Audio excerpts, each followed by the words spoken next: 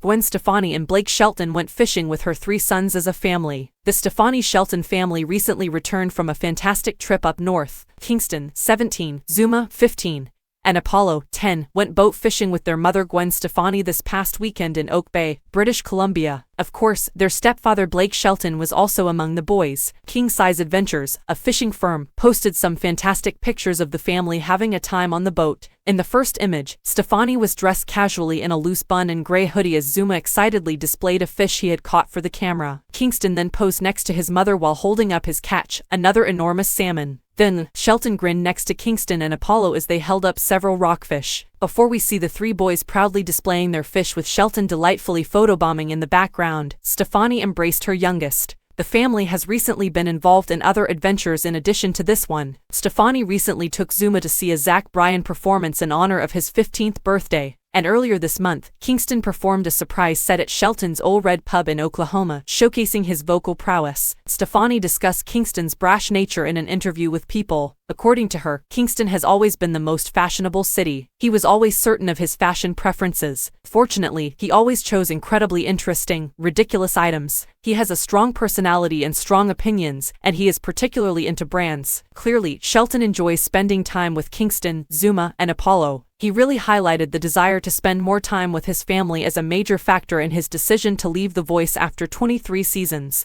I think being a stepdad has changed my perspective in that I'm not the first person that I think about anymore, said Shelton to Access. When you travel, even to the smallest details matter. The exact next thought after saying, I think I'll do this, is always, well, hold on a second. How does that work? Alternately, what will they think? How will that impact a schedule, for example? I think the only way for me to really accomplish it right is to give up my commitment to something like The Voice, which requires a lot of your time, he concluded. There is no avoiding it. You must put your all into it if you want to complete the task successfully. And I simply feel as though those times are behind me at this time. I received a more significant job.